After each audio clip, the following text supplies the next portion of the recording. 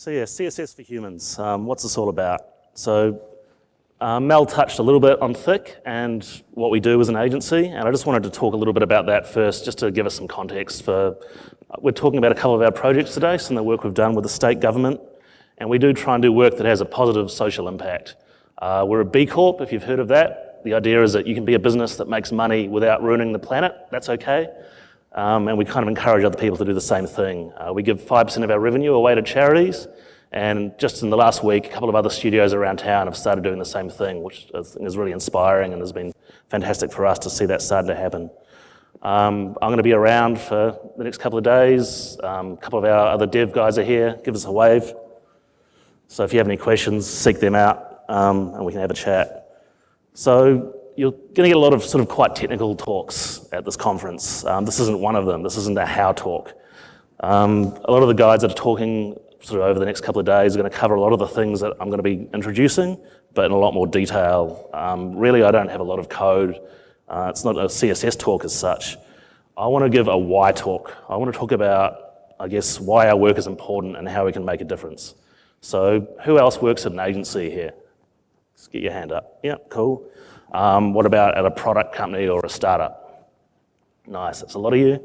In-house, a big corporate, or, you know, for the government even? And what about students, self-employed people, contractors, people like that? Cool. So that's who pays you, that's your job. But you all actually work for people. You work for the people that are using the stuff that you're creating. And you're the ultimate responsibility in whether that's good and whether it's easy to use or not. If you talk about human and computer interaction, you define the computer side of it. It's up to you guys to determine if something's good. That's why you're at CSSConf, not API-Conf, you know? So just to put this in a little bit of context, I want to take us back to the 90s. So I got my start writing CSS. It looked a bit like this: font size 16px, line height 24px. It's pretty normal stuff. Obviously pixels aren't great, but that's what we had.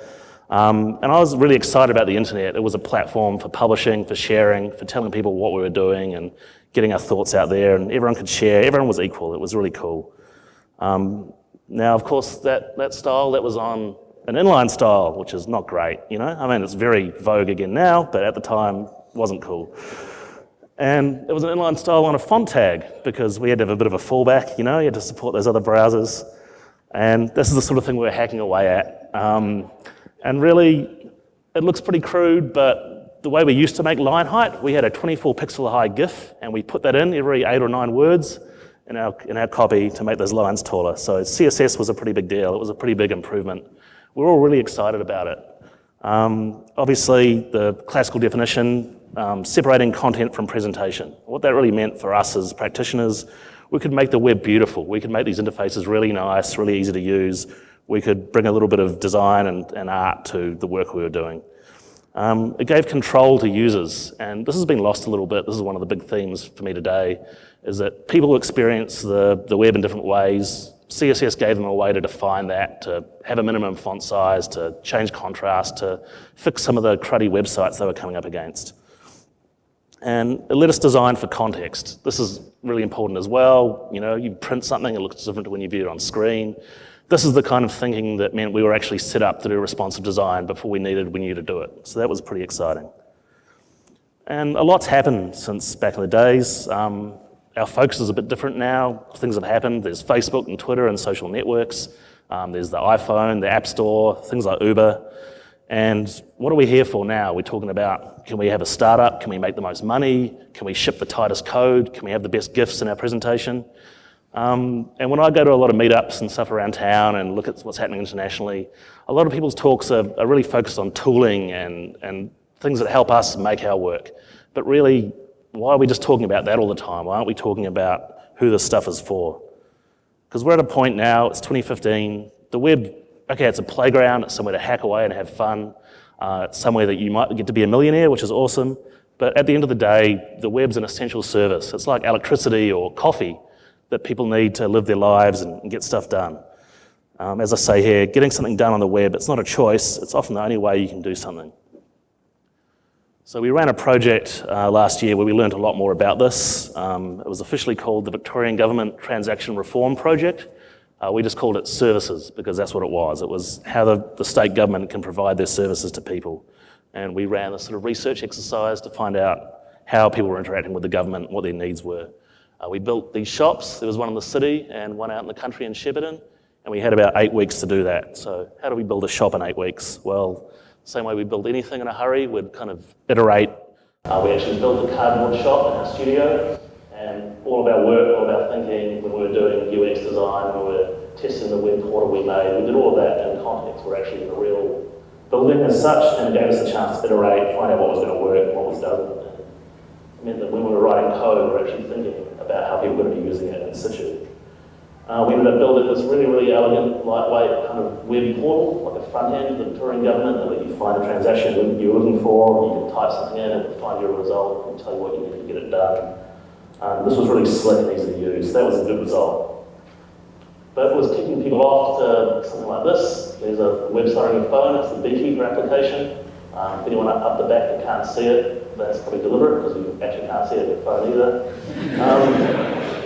And there's a picture of a bee on there, and that's actually the capture. It says, how many bees are there? And you choose from a drop down. Yeah, that's funny and all, but like, one of us made that, right? Maybe not someone who's in the room today. Is anyone from the state government here? All right. But yeah, someone who has our role and our job and our responsibility shipped back and said that's good for people, right? So we were identifying a lot of issues like that, a lot of non-responsive sites, a lot of stuff that really wasn't quite right. And I just pulled one nugget out of all the research we got out of this project. 60% of the customers who filled out an online form had to print something out as well. Yeah. So we were discovering a lot about what happens when people don't have a choice about making a transaction. Like, you don't have an option when you have a government thing to fill out. You can't not renew your driver's license, you have to get to work. You can't not get a marriage certificate, or you're not married, right? And so all of these things became a real compression, a real factor that made people's experiences quite different. They could be quite stressful for people if they weren't having a good time, if the site was hard to use, if they couldn't get a form filled out.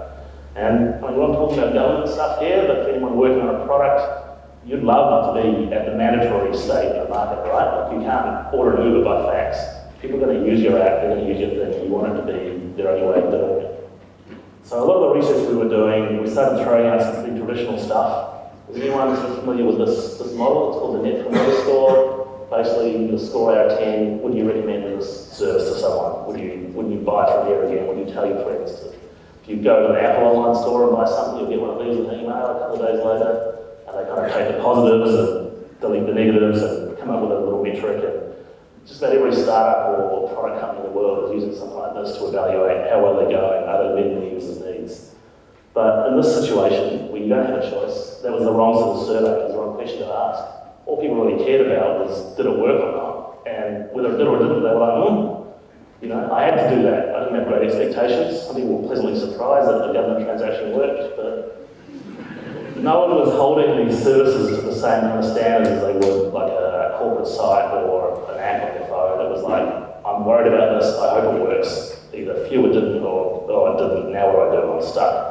I have to pick up the phone or something like that. So it becomes really important to remove any and all barriers for people getting stuff done. And we basically summed it up by saying that so there of customer satisfaction, are people happy with this thing that they have to do? It's irrelevant. Like, everyone was actually saying they were happy whether they got the transaction completed or not. And this applies to things like delight as well. One of the people we spoke with that we interviewed in our research, she doesn't have a surname. She's from a culture where people's names are written a bit differently. So she just has a first name, that's her. So when she came to fill out any form online to apply for something, she couldn't get past that first page because surname was a mandatory field for some reason. And I think if you're like that, if you're weighing up, does the government recognise me as a person? Buttery smooth scrolling, 60 frames per second, that's more of a nice to have, you know? So we knew there was some problems out there. We also worked on a site that was a bit of a solution. We redesigned the Business Victoria website, which launched around about this time last year, actually. And this was a really good result for us. It was a bit of a benchmark now. It's been a bit of a thing we can talk about in this space, is that things don't have to be awful. Business Victoria is a pretty popular website. Some of you have probably been on there. If you're starting up a new business, it's where you go to get your business name registered and secured. If you run a business, you need to find out how much leave your employees need, what your policy should be. It's the #1 result in Google for things like daylight savings and public holidays in Victoria, just the essential information people need to know. So it's one of the most trafficked government websites around.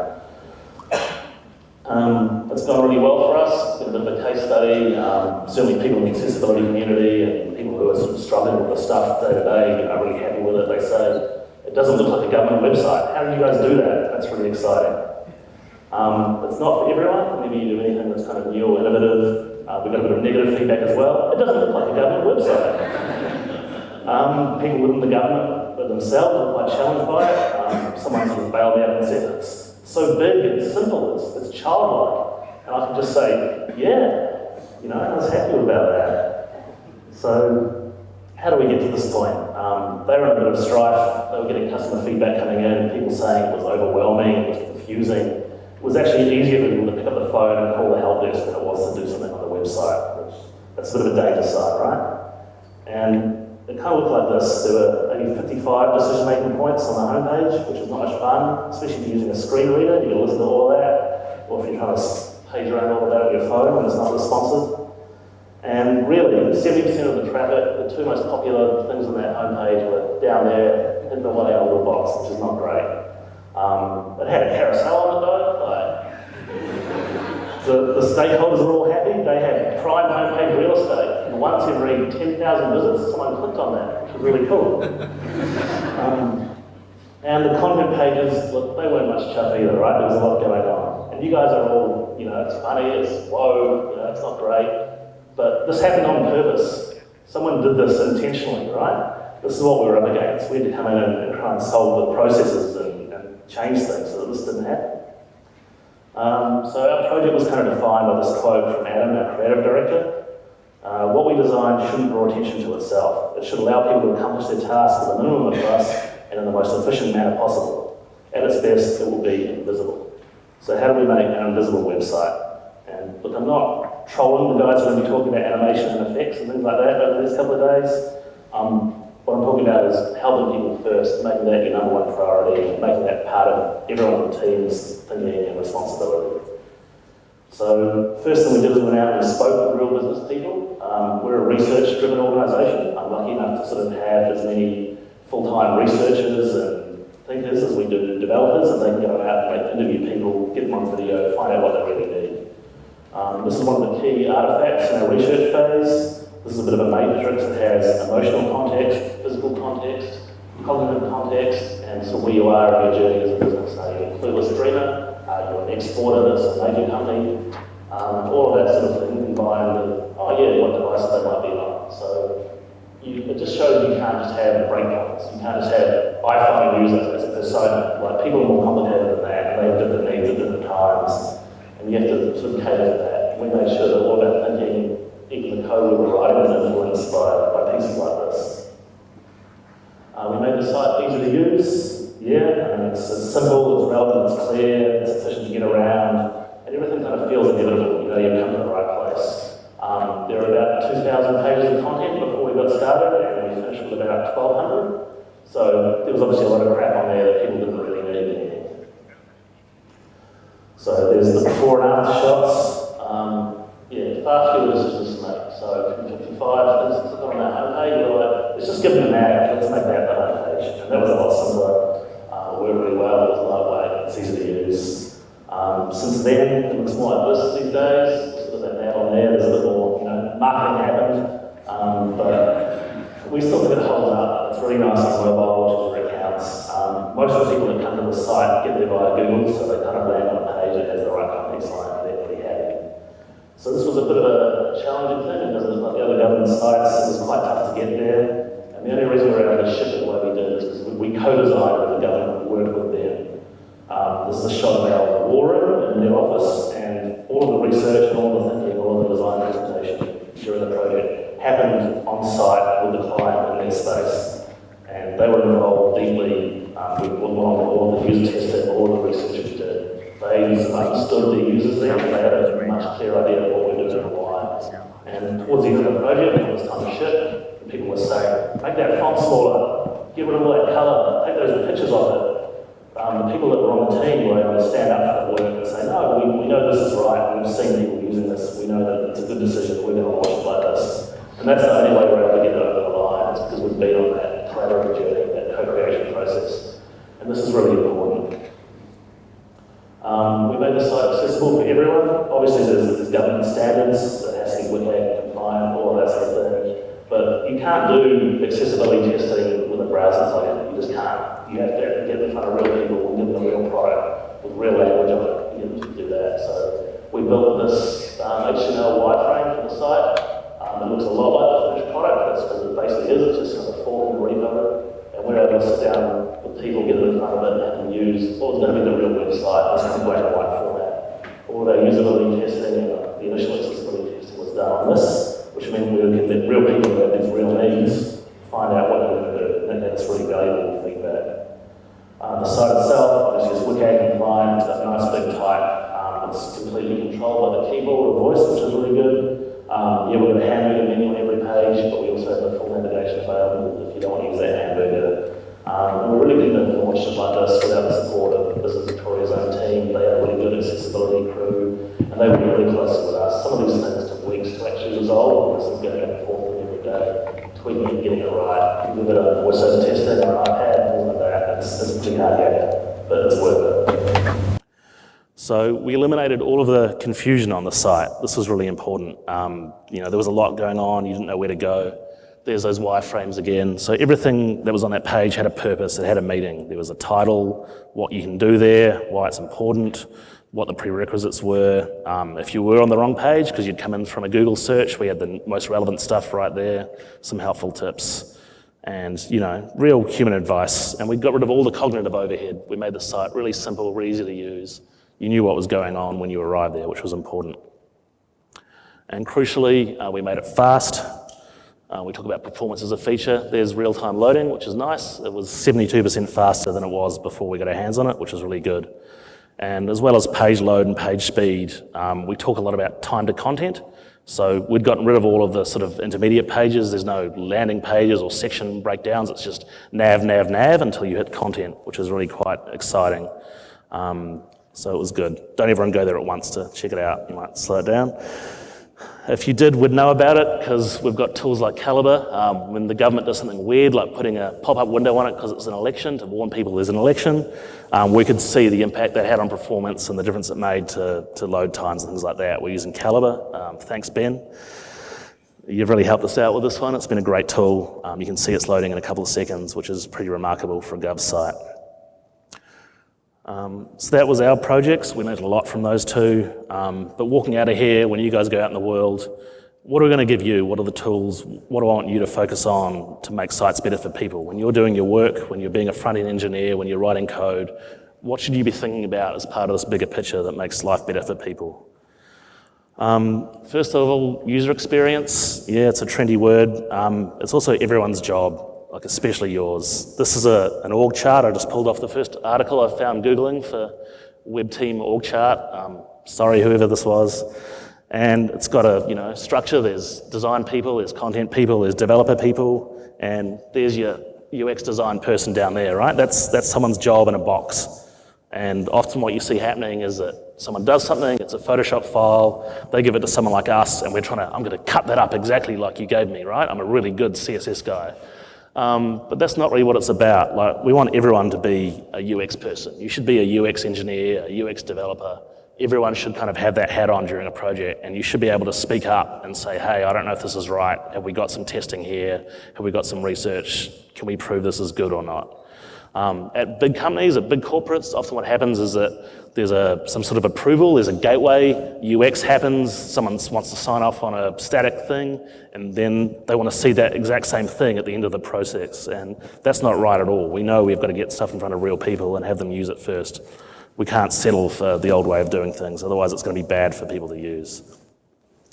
Accessibility, this is a really big deal. With government projects, there's a concept called assisted digital, which is about getting everyone to be able to use a web service.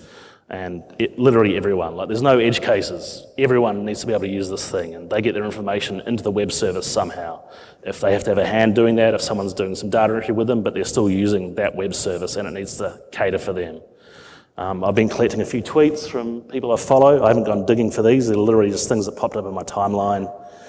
This is my friend Joanna from the New Zealand government, and she's saying that, yeah, the most frequent users of government services are people that have poor digital literacy. They don't really understand what's going on. Stuff is hard for them. So that's why we need to make this thing easy to use.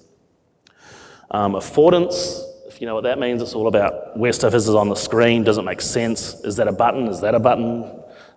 Is the stuff sensible and easy to use? You need to be angry about things that don't make sense. That's kind of why I'm doing what I do today. I kind of had a bad experience trying to apply for a Mikey card, and I'm like, this could be a lot better, so I wrote them an angry letter, and I've been thinking about service design ever since. So yeah, you can't let bad stuff happen. You don't want to be a hashtag bad UX person, and really, we're the gateway to that. We can stop the stuff going out as it happens. A really big point is around, you're going to hear guys talking about modular, CSS, things like that. If you develop a style guide, if you solve these problems once, you've kind of done the hard work for everyone else. You need to actually make that available, share it, encourage your clients to work that way, have modules, have things they can share around their organisation, so they're not just paying the next agency the same money they paid you to come in and do the same work. You can actually solve this and get it into production and make it real. The government especially, they've got the same problems all the time. We could actually give them an open source piece of kit they could be using and reusing. There's my friend Dean. He's saying, yep, ask me a question, but only give me one option. That's scumbag UX, you know? Don't let this sort of thing happen. Really important thing is performance. And this might be the ultimate because it literally does affect everyone, not just the things that happen once in a while. It matters to everyone that comes to your site. It's not just about waiting for something to load. Who's on their phone today, right? Worried about their battery going to run out. This is because websites are pushing too much data down your antenna, you know? So big thing to do is set a performance budget. Who's doing that already? Who thinks about performance budgets on their site? Right? That's good. This is something you should all be involved in. We actually signed a contract for support with the Business Victoria that says we've got a minimum page speed score and load time. And that's something you can actually start thinking about doing as part of your project to make it really visible. It helps explain the real cost of changes, and when people do slap some of that marketing on your homepage, how it slows your site down. Measure what matters. Like we spoke about, did it work or not? Things like that should be your primary goal beyond just, the really complex stuff. Think about the most important stuff first and measure what counts. Are people getting stuff done on your site? If we all shave 1 second off the next thing we shipped, imagine the collective difference that would make, the amount of people that are going to be using that. It's really something to think about. And the people paying for your work, they actually care about performance. They might be a little bit iffy about accessibility. That might take some arguing, but they're going to understand this. This is a nugget from CSSConf in Sydney last week. Thanks, Peter, for picking this one out for me. So Yesenia said, users will go to a competitor's website if it saves them 250 milliseconds. So that's a quarter of a second. That's a tangible difference maker to people when they're making a decision where to go online. So people will actually respond to that, and they will support you to make changes that makes things perform better. Testing, this is a big one, ties in with accessibility as well. There was a really good article on Illustrapart last month by Anne Gibson. It's called Reframing Accessibility. If you haven't read that, go and read that when you get home. It's really powerful stuff, and it talks again about there's no edge cases. You have to support everything. People are going to use phones, they're going to use TVs, they're going to use IE8, they're going to use weird devices like that to get on your website, and you need to deal with them. Support everything, support all the things. Here's Miles. Miles was trying to do his tax on a Mac. Not good. It literally says, message equals failed to load key store maybe read-only, error code equals 4402. And there's a cancel button. So he's done. He's throwing his computer out the window. So yeah, ultimately what I want you guys to take away, it's about your impact. Every hour you spend making the web faster, more accessible and easy to use for people, that turns into days, like real time saved by real people. And that's my key point, I think. And yeah, that's us. So thanks everyone. You can hit me up on Twitter @Sawks. These slides will be online. I'll publish them after this. If you want to know more about Thick or B Corps or sort of doing work for a social good, you can check us out online as well.